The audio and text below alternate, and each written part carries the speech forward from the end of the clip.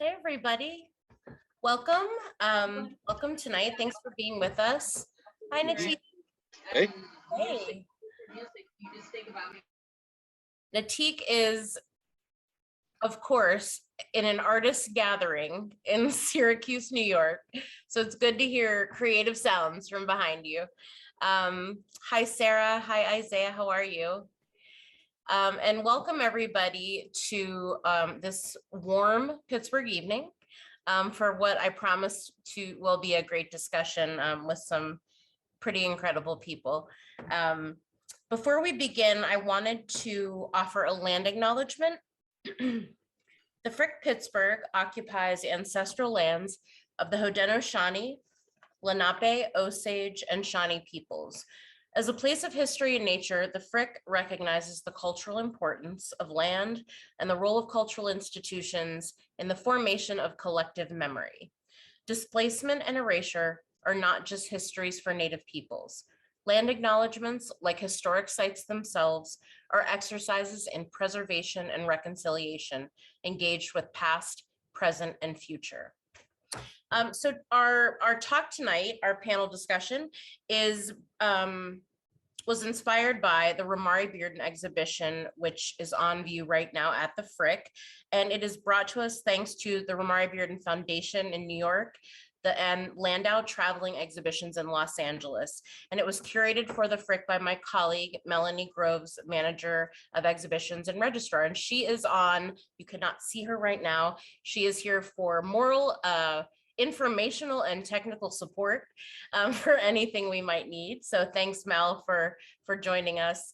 And again, thank you everyone for taking time to spend here tonight to get to know the colored section, to get to know the artist landscape in Pittsburgh. Did I almost say Pittsburgh?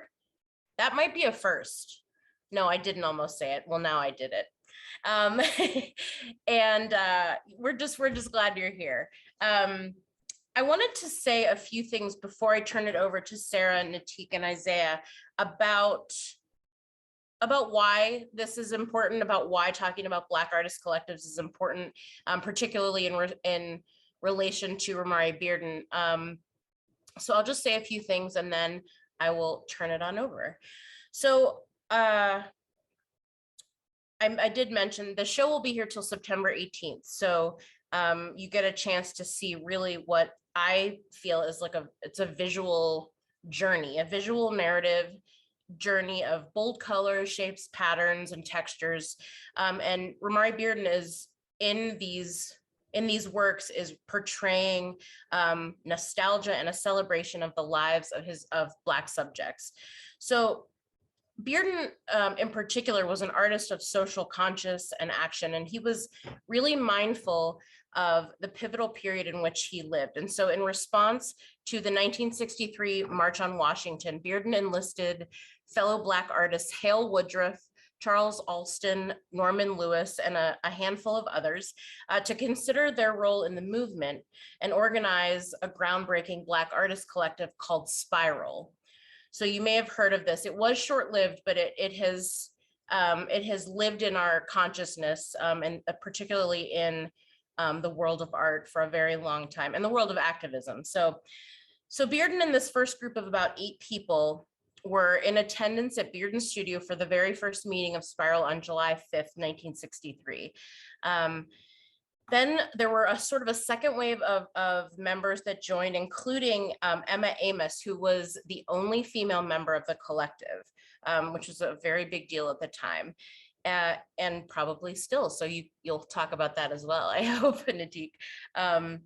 And so all the artists in the group were really moved to gather to discuss their own engagement in the civil rights movement. And they really each resolved the question of that engagement and how they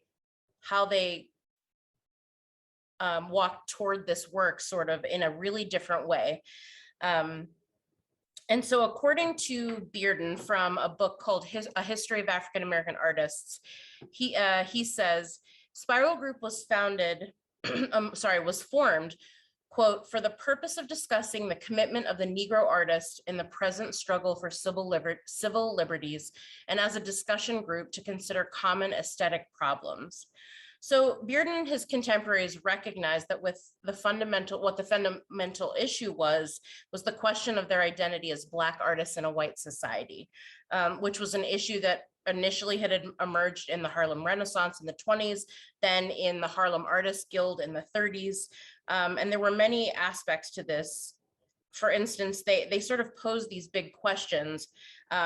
Should an artist's work attempt to express the issues of the civil rights struggle in the tradition of social protest painting, or might artistic achievement in itself enhance the status of Black people? So there are a lot of questions that that Bearden and his contemporaries were asking, and felt that it was their responsibility to ask and to pose to the community as well. So I have a whole bunch of information about this, but I'm already excited to hear from everybody. So I'll just say that just for our historical interest, that although the collective eventually dissolved, the formation really allowed for this shared response from the collective to the enormous energy and courage that marked the struggle for civil rights in the 60s. And so I'm really interested to see what connections we can make about that, that particular call for Black artists in their collectives, and what is going on now and what has happened in between. And so Spiral, to tie it back to Bearden, actively convened from July of 63 through the fall of 65. So it was only 2 years. And Natiq has mentioned a few times, and I think this is okay, about succession and about really thinking about an iteration of how something begins and then what it becomes. And I think Spiral being from, for only 2 years doesn't mean that the work ended, or that those networks ended, or those connections ended. So with that, I will leave you to your amazing discussion. And again, Natiq Jalil, founder of the Colored Section, Isaiah Spencer, member of the Colored Section, and Sarah Aziz, my colleague and friend, is the director of, she's the director of so many things, of festival management at the Pittsburgh Cultural Trust. And I'm grateful to have worked with her in the past, and for her bringing a relationship that she has with Natiq and Isaiah and the Colored Section to have this conversation for us. So with that, I will leave it to you all. Thank you. Thanks for having us, Lisa. Thank you for that lovely intro and background on Mr. Bearden. Yeah, good setting us up. So, hi guys, I'm so excited to do this. All right, so let's talk about how I'm not Black and why Natiq, you said to Lisa when she reached out to you and said, Natiq, I'd like to have a conversation about Black artist collectives and their importance, and you said I'd love for Sarah to be part of it. And I wanted to kind of get that out at the beginning, that it was thoughtful and intentional, and you have much more eloquent words on why you felt it was important. So I'd love to give you the space to tell the people. Okay. So thank you once again for having me. I am out in an amazing function out here in Syracuse, and I'm glad to talk about the arts in Pittsburgh, even out here. And so the reason why we brought in Sarah Aziz in particular is that one, she helped us to accomplish one of our big dreams. As the Color Section, we didn't know where we were going to do our first show. And she came in and helped us to put together something that was beyond our wildest dreams. And so this is speaking as the founder of a Black artist collective. A lot of people feel some kind of a way about approaching us. Like, can I do that? Is that, will you guys only work with certain people? And the answer to that is no. Beautiful art can be made across all intersections, and beautiful events in art can be done through all intersections. And so I feel that it's important that Black art enters all of these different intersections, and we work with a multitude of different people from different backgrounds, because it's art. And art in general should be shared. It's like something that binds us together. It's something that brings us together. And so I feel like just because we are a Black artist collective does not mean that we only work with Black artists, Black curators. We want to share our experiences with the world. And the world is not just one color. Well said. See, that's why I asked you to speak on that. Thank you. But I gotta shout out to my current colleague, Miss Terry Bell, and my former colleague, Sarah Gilmer, who Terry's the VP of Community Engagement, and she and Sarah came to me and said, you know, we're gonna have a show as part of our gallery crawl with the colored section, and you know, gosh, it would be so great to put them in a gallery for longer than just the one night of the crawl. And I said, yeah, why can't we do that? And so that's how we got the colored section into that gallery, that pop-up gallery. And as Lisa said, I do a lot of stuff for the trust. I am the director of festival management. That's my title, but I run the arts festival and I run first night. And then I work with the visual arts. So I get to program some of the galleries right now as we're going through some leadership changes. And so I felt so privileged. I couldn't believe that the colored section hadn't had a gallery show. And I felt so privileged to present Ancestors, which was your first show, at a trust gallery. So that was really wonderful. Isaiah, I'd love to get your perspective on what it means to be part of a Black artist collective in Pittsburgh right now. Yeah, for sure. So good evening, everybody. My name is Isaiah Spencer. I'm one of the members of the colored section. I'm also one of the executive board members of the colored section as well. So it's pretty awesome to be in a space where there are no limits. And I think that really gets to the essence of that question, what it means to be in a Black artist collective here in the city of Pittsburgh. That's exactly what it means, right? It means to have no limits. It means to dream your wildest dreams and then figure out ways to make those dreams become possible, right? So I think a lot of times, especially for Black people, myself being Black, you have these wild ideas and these super awesome ideas. And I think the thing that frequents a lot of our verbiage surrounding these super awesome ideas is like, man, I wish, or if only I had X, Y, and Z. So it gets to that conversation about resources, right? And privilege, you mentioned a little bit earlier, and access and equity and all of that good stuff, right? And so to be in a Black artist collective where you are your own individual person, right? I'm a spoken word poet, I'm a spray paint artist, right? I'm different from Natiq, but we share a common vision, we share a common goal, right? So we can share different resources. There are things that I learn from Natiq every single day, every single time we talk. And that's the root of it, right?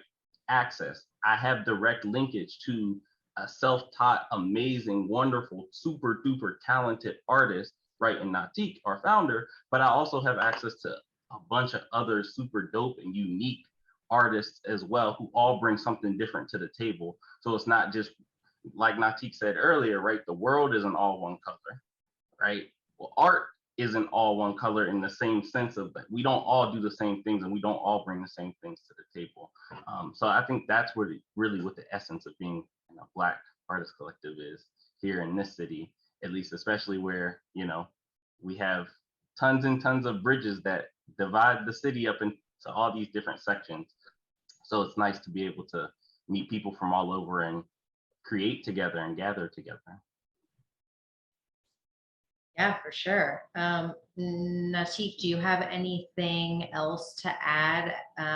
Being a self-taught artist, being, you know, the founder of the colored section. Do you have anything else to say in terms of making those connections, getting those opportunities, working with all these different artists, and sort of moving the members from I wish to I am doing? Yes. So a lot of everything that he said is right on point. And I feel like with us being a collective, it's all of us have like a certain amount of anxiety around our art. Artists, we're tough on ourselves. We get a lot of imposter syndrome. We really wonder whether or not we can do it sometimes. And being a part of a collective helps you with those fears. It helps you with those anxieties. And the other members build you up during your times of feeling like, am I the real thing? And on top of that, one of the biggest things, one of the most special things to me is that they became like my family, my chosen family. And we celebrate big, and it feels so good to look around the table sometimes and everyone's working on their art, or they're playing cards, or they're having these out of this world conversation. And it's beautiful. You just have this surreal out of body experience sometimes, like this is real. I love it.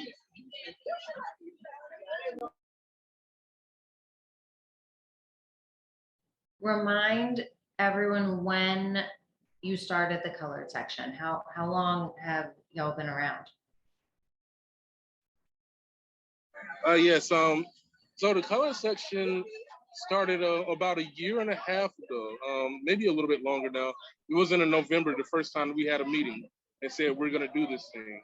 And we were meeting over at Red Fish Bowl, and we made a whole bunch of promises, and we talked about all of the different things that we wanted to do one day.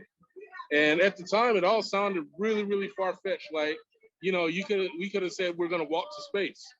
And that's how it sounded at that time. And then we did it. That first show that we did with you, Ancestors, was like, we had so many setbacks when it came to that show initially. And then having that opening was just like, that was magic. And so that's been almost a year now. And so yeah, I feel like we're still a baby organization, and we've accomplished so much, thanks to people like yourself. And so, yeah. Yeah, I've got a great job. It's my privilege, but I think it's so interesting that, if we do the math, you had your first meeting in November of 2020, shortly after the Black Lives Matters movement really took off, right after the murder of George Floyd, and then all the sort of mobilization that happened in the summer of 2020. And I think it's really interesting looking at it in the same sort of like time context that Lisa was talking about with Romare Bearden in the 1960s in New York, right? And even going back farther in the Harlem Renaissance in the 1920s in New York. So we're 100 years later. The Harlem Renaissance happened 100 years ago, which is wild to think about. And we're still facing a lot of the same challenges, right? As Isaiah spoke to earlier, sort of just the way Pittsburgh geographically is naturally divided up, and then how infrastructure was planned and created further divisions and more neighborhoods, and communities, very insular communities, and how opportunities are not necessarily crossing those bridges, right? Both like actual and metaphorical, that Pittsburgh is very lucky in a lot of ways in terms of foundations and the deep love for art and culture that we have in our city that goes way back. But that those resources aren't always, fairly allocated, and that there is privilege around, who has access to those. And so I think it's really important that we continue to acknowledge that and continue to speak out loud about the need for these, these groups like the colored section. Like, you're not the only Black artist collective in Pittsburgh. There's lots of Black artist collectives in Pittsburgh, which is great, and giving Black artists, space and access to resources. And Natiq, I wonder if you can talk a little bit more about, you talked about how you're a family and you're a chosen family and you've all accomplished so much, but you really, and Isaiah, you can speak to this as well. Natiq does serve you serve very much a mentor role in the colored section, walking artists through sort of soup to nuts, the process. And that's all self-taught. And I wonder if you can talk us all through that and sort of the full experience that you get being a member of the collective. It's not just about sort of a space to share your art and have great celebrations, but you get a lot of like life skills as well. So it's weird because it's not a role that I think that anyone kind of, just steps into lightly. I didn't think of myself as any type of a leader or anything. It was just I had an idea. And I'm glad that it turned into a situation where, we could really support each other and I could kind of guide them and help to grow their work. It's not something that I knew would happen this way. And I think that, like, when you were mentioning earlier that during these different times of unrest in history, the Black Artist Collective has emerged. I think that that's kind of how it is. During the midst of the George Floyd thing, during the midst of the pandemic and all of this stuff, it's like, where else were we gonna go except for to each other? And I think that even in times of a lot of adversity, I think that's when the artist mind goes the most creative. It's almost like a need. And sometimes you can feel really, really alone in it. Like, am I doing too much? Am I thinking too hard about it? And when we came together for those initial meetings, it's like we kind of confirmed that, we're not alone. We share a vision. We share the desire to become more, to be part of something that's bigger than ourselves. And so it feels like I didn't even think about it until you said it, but it feels almost like a natural thing to happen that during unrest, that the Black Artist Collective emerges. Mm-hmm. And so the fact that there's multiple Black artist collectives that popped up in Pittsburgh, the most livable city, it tells you the true story of Pittsburgh, but it also tells you the potential for it. If Pittsburgh will listen, Pittsburgh will be the real most livable city, And I think that the fact that such strong Black artist collectives are emerging right now as we speak, it's a testament to the talent and the potential that Pittsburgh has as far as like Black artist Pittsburgh. And so I'm really excited to see where it all goes, And I'm just kind of putting it out there. If you're a Black artist collective and you want to work with the colored section, we're here. Or if you want to work with the Trust, we're also here. Absolutely. Gotta get that shout out as well. Isaiah, I wonder, or the Frick, yes. I think to your point, Natiq, Pittsburgh is starting to listen. And I think, larger institutions like the Frick and the Trust, and, I'll speak for my friends at other institutions like the Carnegie, who's doing some really great work, lots of institutions in Pittsburgh that have sort of histories of presenting very, straight, cis, white men in their museums and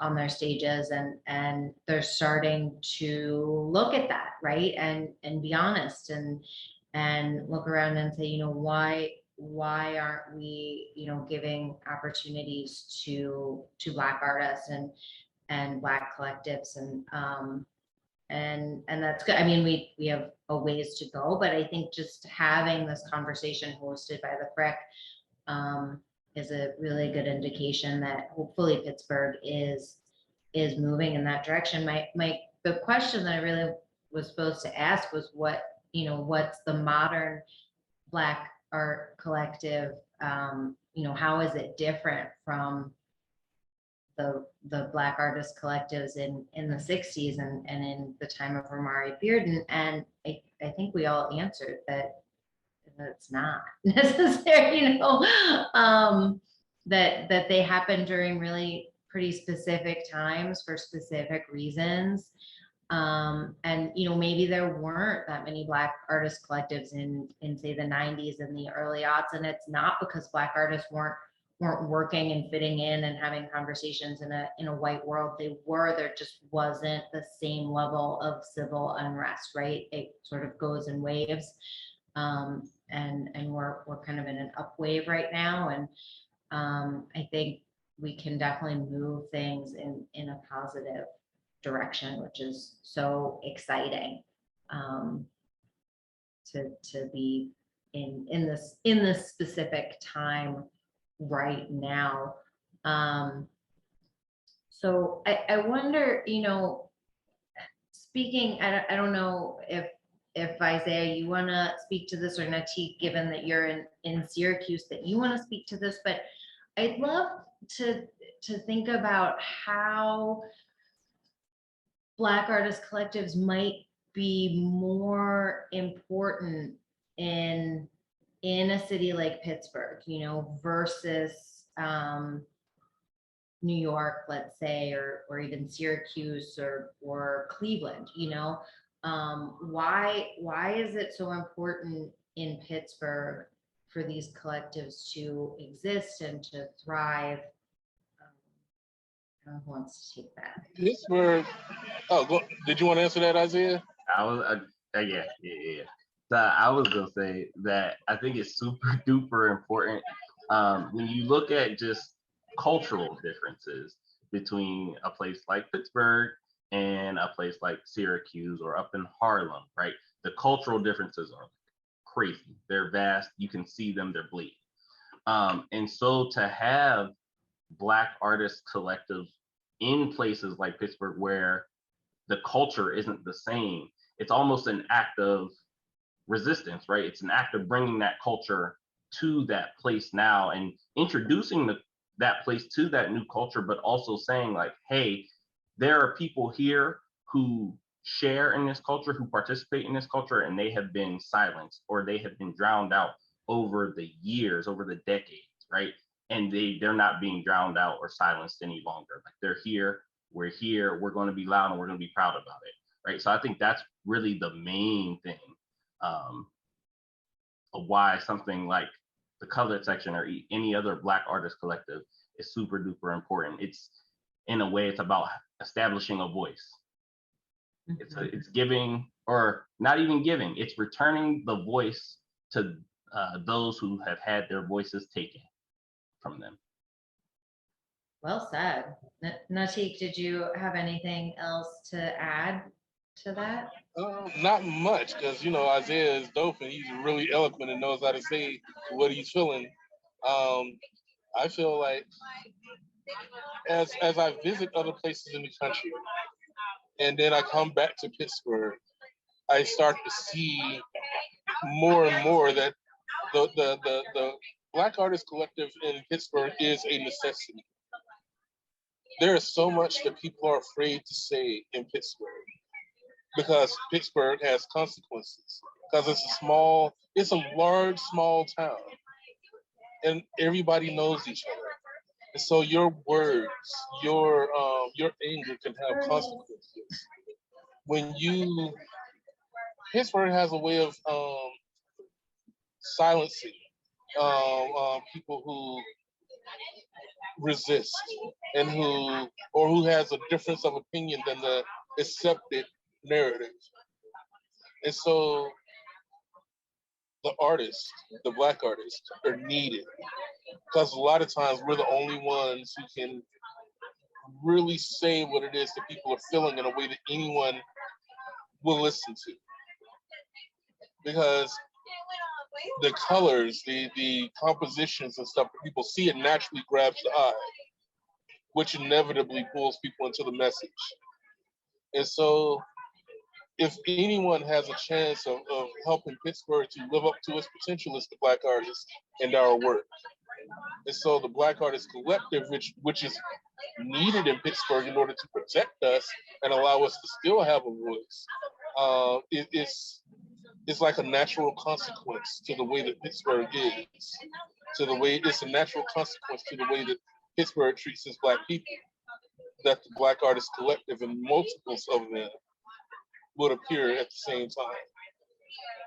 So I think that it's just hyper important even that we are there and that Black Monarch is there and that Boom is there and all the others. Because if we don't say it, then no one will. And no one will ever know, and they'll treat us like, we somehow asked for it.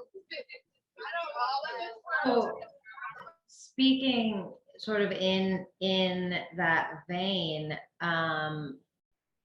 Lisa mentioned that Romare Bearden felt real like it was his responsibility, and that it was Spiral's responsibility to sort of speak for the community and to give the community voice. And I'm hearing both of you say that as well, and I'd love to. So Ancestors was the first colored section show that the Trust presented in the 820 gallery. And then that was followed by another show called Invisible that was a very different show, still by the colored section. And so either of you, I'd love, from a programmers and director standpoint, it's so it's easy, I think, to fall into these are great artists and they're a great collective, and Natiq sort of led this show, and now this other artist Ray is leading this show, and what other shows do you guys have down the pipeline? And you can just continue programming the colored section, which I think somebody did ask if the colored section had another show coming up in Pittsburgh and when and where that was, and hopefully that will continue. But I think speaking to the other Black collectives, I think it's also important.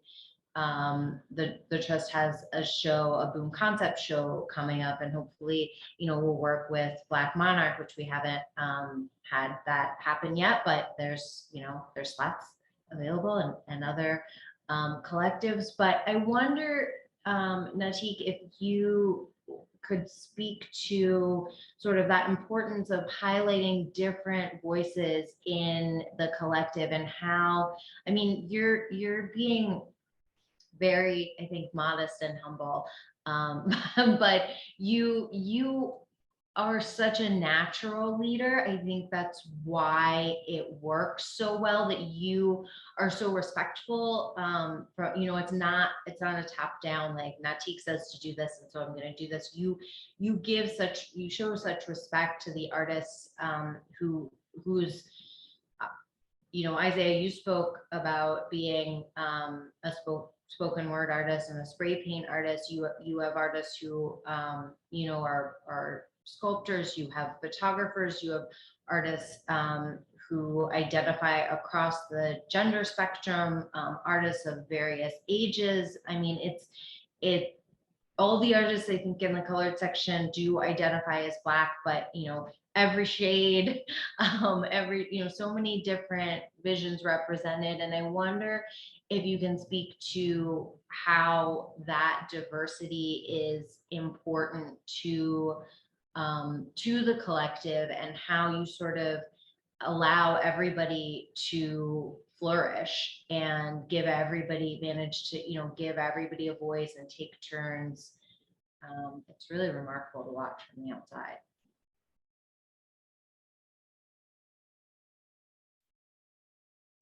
So the answer to that is actually pretty simple. In the beginning, when we had that first meeting over at Red Fishbowl, I made some promises. And one of the promises is that there is no idea that will be too far-fetched. That there would not be a no. That no, as far as ideas, would not exist. That if we didn't know how we would implement it, we would put our heads together and find a way, one way or another. And that if we weren't able to do a show right away, it would happen eventually, because we're all brilliant and we can make any idea happen because we're artists. Is what we do. We're problem solvers. And so a lot of it came from that promise. I never want to be a person who breaks a promise. And the other thing is, I invited artists who I already admired their work. I invited artists who were already looking for their voice or using their voice. And so when I hear them speak just in general, just out in public, I listen to the way that their conversation sounds like freestyle poetry. It's like the words that they say to each other and to me are beautiful. And it's hard to not be around them and not be inspired. And so it makes for some amazing shows. And so the reason why Ancestors was so different from Invisible, and that was so different from Schrodinger's Monochrome, and that was so different from all these other things that we're going to be doing, is because we're always sitting around like, you know what would be dope? And that's how the conversation starts. Oh, you know what would be dope? And it's like, there's that wonder that children have. It's like we're the children that survive. And by listening to each other, it's like every idea imaginable, and things that I never would have come up with on my own, is like they get a chance to come to fruition. And so it's easy to listen to them. They're all beautiful and they're all so different. And sometimes it's like, it's not even that we'll be trying to come up with an idea. Sometimes we'll just be having conversation and we realize this needs to be a show. The world needs to hear this. And so many of our ideas are born from that feeling of that collective need. Like that collective exhale that someone just said something that the world needs to hear. Yes. And it's I don't know. Like for instance, Nina Soto, one of our members, she is Puerto Rican, Afro-Latina, and she's has various other intersections. Regularly says the most emotionally moving things I've ever heard. And so it's like, now she's going to be leading a show in the future simply because of that quality. She uses unique words. She paints in a very unique way. And so I want the world to see that. I want the world to experience her. And so it's easy to work with them. The world needs to see them. The world needs to see Isaiah and to hear him. The world needs to hear Crystal Noel, Jalil's poetry. It's easy to work with them because they're all beautiful and they all do these amazing things. Isaiah, I saw a lot of nodding, but I want to hear your words. Yeah, no, he got it. I think the other thing I'd add is, like, and he said it already, right, is we come from so many different backgrounds, right? So I think that has a lot to do with what we bring to the table, right? My background it naturally is in science and in STEM. So a lot of the conversations, I know specifically me and Natiq have, and one of our other members, Maurice, right? It's all scientific, and we're all thinking, okay, how can we do this artistically, right? And that's a lot of stuff that's not getting done, or if it is getting done, it's not getting highlighted. Oh my gosh, everything makes sense now. I'm a biochem major, you guys. We were just, our brains just work different. Yeah, exactly. And I think that's the beauty of it all, right? Nina can come in, Trinita can come in, I can come in, Crystal could come in. Doesn't matter who comes in and says something, and the synapses go all over the place. We're firing. We're like, wait, repeat what you just said. Okay, now think about it like this. And from this area, we know this about this, and this is how we look at it. And it's like, we get to the end of the night and we're like, that was like 10 different show ideas right there. That's the show. And that's the show, right? So yeah, it's super inspiring. It's amazing to watch. And it's humbling, right? In a very good way, to just be surrounded by so many brilliant people all the time. And just be like, wow, this is awesome. Like, fantastic. So it's 7:42. I keep seeing Lisa promising people that we're going to get to their questions, and I too, and Lisa, we do not like to break promises either. So we are going to get to your questions. Hi Curtis, thanks for being here. I'm just reading through the chat now. I got excited to see Curtis. All right, good. And yes, Bridget, good comments that we do need to celebrate more. And you know, Jazz was born here, but I think you ask most people, you know, who aren't from Pittsburgh, that is not, they're going to tell you Jazz was born in New Orleans or Harlem, or, you know, we need to be louder about it. You know, August Wilson was born here. He did a lot of stuff here. We have the glorious African-American August Wilson Cultural Center, under the leadership of my friend Janice Burley Wilson. I love the work that they do over there. But, you know, Mr. Wilson did not spend a lot of his life here. So yeah, we need to celebrate that more.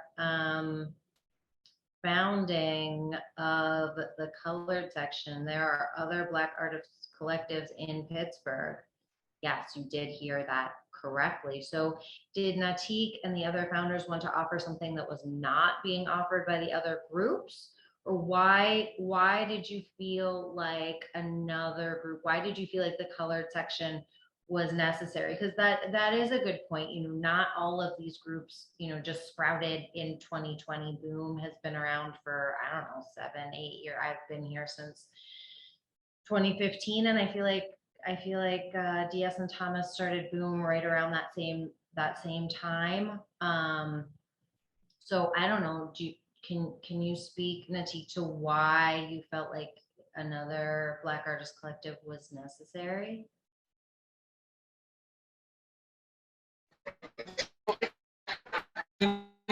Oh dear. It's in that the human body requires more than one type of food. You need vitamin C, you need zinc, you need iron, you need all of these different things. You can't just eat Fruity Pebbles and survive on that. You know, you can't survive on just apples alone. In the same way, I feel that that Pittsburgh will not thrive with just one collective. You know, it's like, well, you know, there's the AAP, so why do we need the you know, the Associated Artists? I mean, the you know, any other artist collective, you know. Oh man. I think we got most of what Natiq was saying, and he will, I'm sure, join back up. Here it comes back, but There he is. there he I thought I'd is. hop on for the Q&A as well. I lost you. Welcome back. Okay, I'm back. I'm sorry. No. And so pretty much, I just feel like, you know, having multiples of the same vein, having more than one type of food is good. Yeah, it was And no, I it feel was like, no knock against our any of voice the is other different. collectives, right? It was not a like, Right. yeah, it was just there was Right. room, there was And space. so I There feel were, like yeah. having multiple collectives is actually a really, really dope thing because everybody's voice is different. And it's, I feel like, I don't know, it's just, to me, it's just beautiful. All the Yeah. different Can I collectives. ask, emerging. have you guys worked with another collective on a like a larger scale project, or? We I know worked you- with Black Monarch on some mural projects last year, and that was really, really cool. And we worked with Boom just recently on a mural project, and so that was a really, really fun experience too. Yeah, And just so so I yeah, put in the we're looking chat, forward to all the other collections, collectives to happen soon too. yeah. I put in the chat just so everyone, Natiq mentioned some other collectives. He's saying Black Monarch, what you said, Boom Concepts as well. They're, if you want to see what else is going on along with the colored section, check them out too. And Sarah, did you see the question? I'll read it. It's from Bridget. How do you feel about, I'll say the Frick, but I'll also say some of the other, and Sarah, I feel like you sort of asked this question, but I'll reiterate it.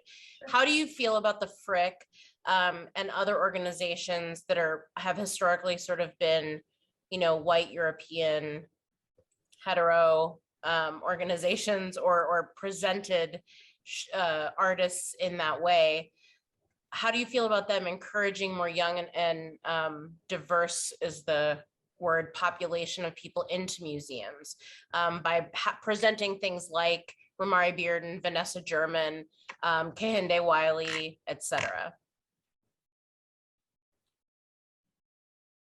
Isaiah, do you want to take that? Yeah. Yeah, sorry, I was struggling. No, that's okay. There. Yeah, no, I think it's necessary. I think it's super awesome. I know growing up, a lot of artwork that I saw growing up, and you know, having a little sister who I'd say is a much more talented artist than me. When I grew up, I worked frequently at like the Carnegie Museum of Art and the Carnegie Museum of Natural History, and always going up there and just seeing all the different exhibits and always wondering like, like there's just, I don't know how to explain it. There's just something, maybe it's the essence, the aura about one particular population's work that it's the same across the spectrum in that sense, if that kind of makes sense. It has a similar aura, right? And so looking at that aura, I'm like, like I want to see something different. I want to see something fresh. I want to see something new. I think that is super necessary. I live by the standard that creativity breeds more creativity. Creativity never dies out. And so if you're seeing the same thing over and over and over again, right, then it's not that creativity dies, but creativity is now shaped or morphed into something similar without you even intending for it to be, or you realizing that it will be that. And so to now have a more diverse selection of inspirations to draw from, that just creates things that we can't even imagine yet. Things that I haven't thought of, things that any of us on this call hasn't thought of. So I'm all for it. I think it needs to be done, and I want it to be done more. Amen to that. Yes. For sure. Oh, go ahead, Sarah. I was going to ask the question that Stephen Perry asked of if Natiq or Isaiah feel obligated to have your art reflect Black working class life and culture. Like, do you feel like your art needs to speak to that experience, or you don't feel constrained in that way? I don't know. I think that's a good question. I feel that it's a and both type of a thing. Mhm. There are times when we absolutely should talk about the Black experience in a very specific way. And at the same time, there's times when we want to do art just because. And so I feel like both reflect the Black experience because to think that we want to get past that point where people think the Black experience equals struggle or the Yes. Black experience equals, Right. you know, a fight for life, you know. And so sometimes we watch anime and sometimes, you know, we have a latte that's so good that we want to draw it. Sometimes, you know, it can be any random thing. Sometimes we just had some thought that we were just like, you know what, this would look kind of good in orange. And so it's I feel like both are important. The need to get our narrative out there Mhm. is definitely there because there's a lot of people trying to spin a narrative for us, and at the same time, we're very very much human beings that have random thoughts that should also be out there. Yeah, I'd like to add on to that and say, um, with that, I think it's natural for us um, to put our experience into our art, right? I'm also a believer of like you create art, and every piece of art you create, you leave a piece of your soul behind, right, with it. And so you putting your essence into that, you're automatically going to get a piece of my experience, regardless of if I intended for you to get it or not, right? As the conversation I just had with my mom the other day about our current show that's up at a TT Studios, Schrodinger's Monochrome, and I was telling her like, oh, it's not supposed to be about. Well, we'll see if it ends up being about race or if race has anything to do with it. And she was the one that was like, well, it will because y'all are majority Black, and everything you do ends up having that experience tied to it. So I echo Natiq in saying that it's a both and you know, yeah. Okay, good. I have so many thoughts around that, but I'm just gonna leave that. I'm just gonna leave that there. But we're gonna have another conversation about how the Black experience is more than just struggle, because I could talk about that for a whole other hour. But Jessica Vaden, I'm sorry if I'm mispronouncing your last name, but Jessica had a good question. What kinds of barriers do you think historically majority facing and majority supporting organizations and arts programs can remove or shift to better support more multicultural and multi-identifying artists? So, yeah, what do you think Okay, so we do? that is an excellent question, and I think that the answer is simply when they submit proposals, don't weigh it don't weigh its acceptance on whether or not this has been successful in the past.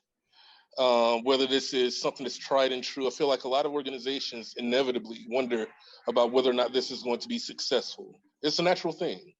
And when someone comes up with a new idea from a perspective like ours, um, it's easy to get nervous because some of the things that we talk about, a lot of people might find them controversial, or is answered in a way that most people, you know, it just makes the general public feel a little bit uncomfortable.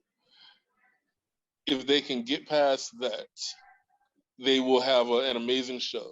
And so I feel like the number one thing that they can do is give it a try, see what happens.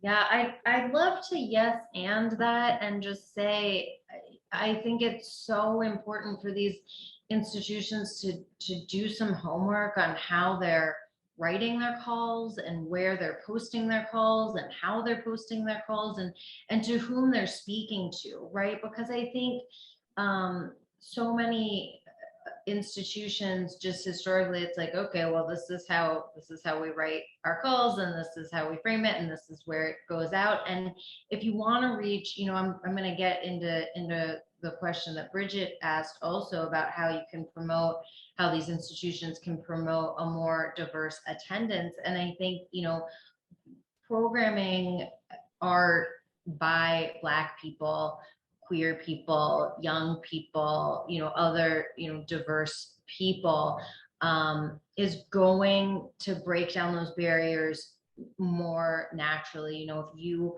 as a young Black person walk in and see the art of, Vanessa German or Kehinde Wiley or Romare Bearden on the walls, you're going to inherently feel more comfortable in that institution, and you're going to come back, and you're going to, look at their social feed and see, so I think those two things go hand in hand. And I can say that the trust is in the midst of a big audit that we've been doing for 2 years, looking at internally what we're presenting in the galleries and on our stages. And the next step of that internal audit that we're doing, is to look at the audiences and, do those reflect each other, and how can we bring in the audiences that we're hoping to reach, and how does programming influence that, and vice versa? How do your audiences that you've now brought in, how do they influence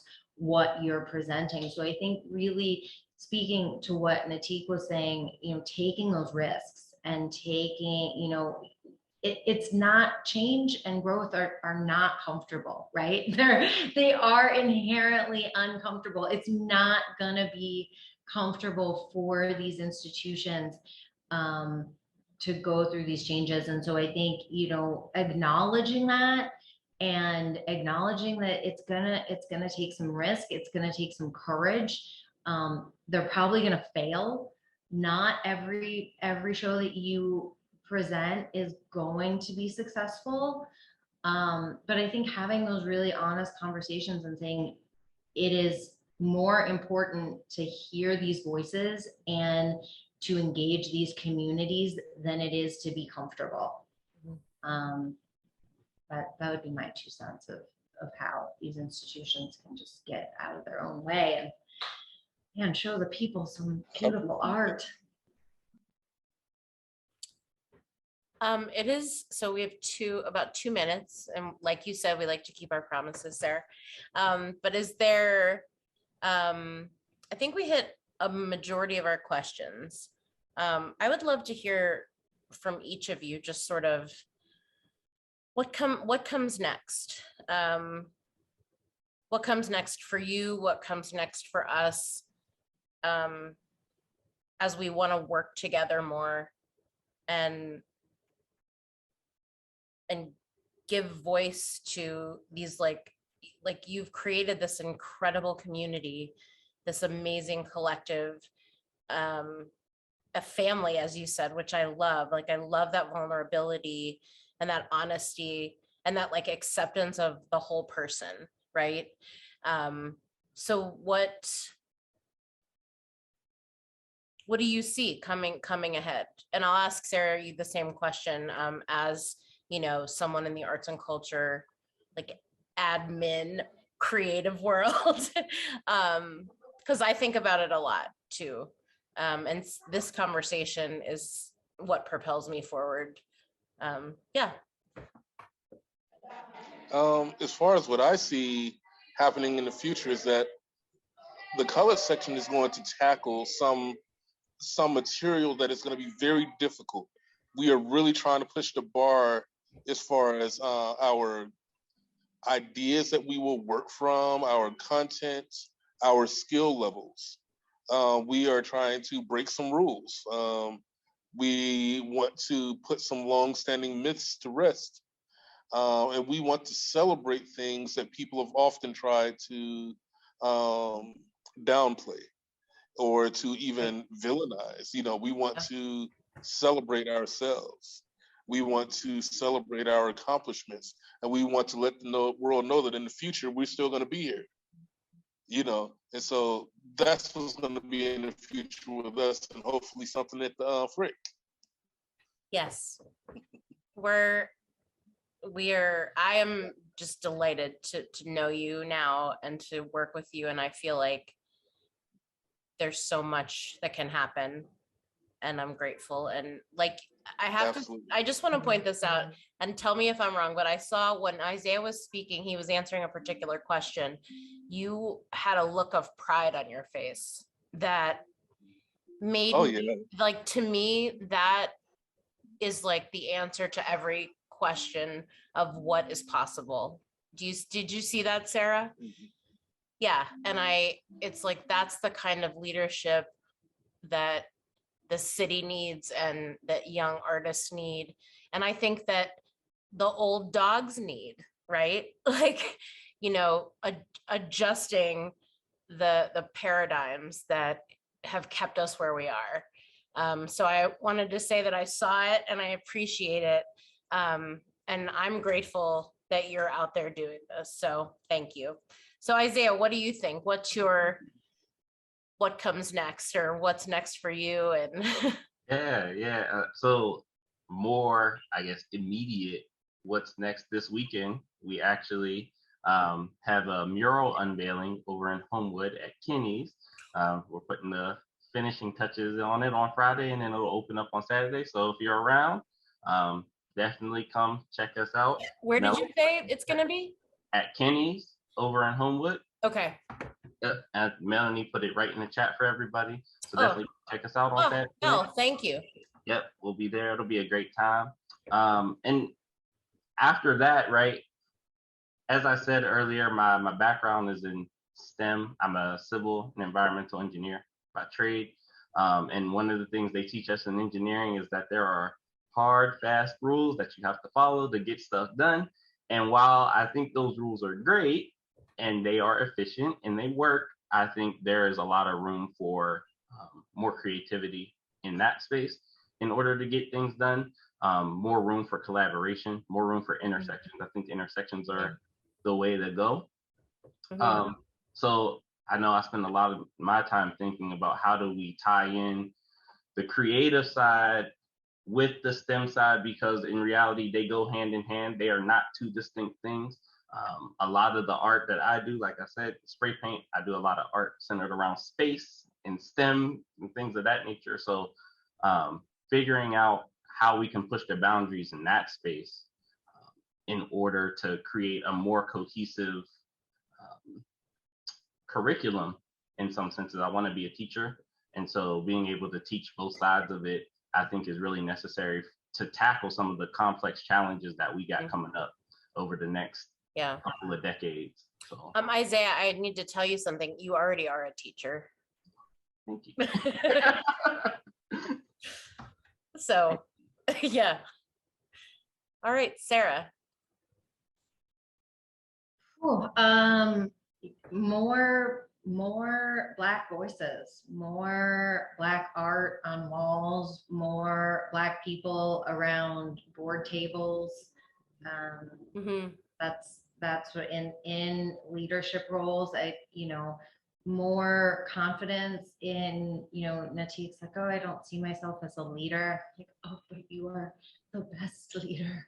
You are such, just that pride and that smile that you saw, Lisa, he just walks with that energy. He just enters a room with this grace and humbleness that, and more of that, more of, institutions saying, we know that we've not done well. For many years, we know that we have not been equal in the opportunities, and we are changing that going forward. And asking, acknowledging that communities rightfully don't feel comfortable in certain spaces, and that, these institutions that we work for, we made those beds, and now we're asking folks to to give us another chance and to, you know, come and see. And bless y'all, I mean, you turned out for, I don't know who all was there for Goody Mob at the Arts Festival, but man, lots of people giving the Trust and giving the Three Rivers Arts Festival another chance. And so I popped my email in the chat. If you are an artist, if you're a performer, if you have ideas, please email me. I'm sometimes slow because my inbox is a little bit of a hot mess, but I'm trying. It's full. It's full, but I will get back to you. And if I don't get back to you in, you know, maybe a week, which I know is like an eternity in email, but just give me a minute, please. There it is again. Thank you, Melanie. Thanks, Mel. Yeah. You know, contact me. Yeah. I really mean it. Well, I want to say to you, Sarah, we worked together how long ago? How long has it been now? Oh my gosh, like 8 years maybe ago. She is just Sarah, you're an advocate, you're a constant learner, and you stand up when you know you need to stand up, even if you don't always know what's coming next. And I learned by watching you and working with you, and I appreciate it. And I love that Natiq, in our first conversation, you mentioned her, because I knew why immediately. And I knew that if she loved you, I would love you. And if you loved her, like, it was just worked really well. And I just want to say to the three of you, like, thank you for who you are in our community. This is why I love doing what I do and bringing people together. And I want to do more of it. And I know that we're going to work together again. So, and thank you for each of you. All of you made a call to our audience to get in touch and to talk and to continue this conversation. And that, to me, is one of the most important things we can do. So thank you for your time tonight. Thank you for your insights and your honesty and your vulnerability and all of it, and your smiles. And thank you to everyone who joined us today. We hope to see you at the Frick. We hope to see you at the Trust downtown, at the Colored Section shows, and check out these artists on the Colored Section website, and all around the city, because they're there. All right. Thank you, guys. Thank you. I appreciate it so much. All right. Have a great night. Have a good night. Bye, Safe travels, Natiq from Syracuse. Thank you, Isaiah. Absolutely. Thank you. Love you, Sarah. Love you too. Bye, guys. Good night, guys. See you guys. Bye-bye. Bye.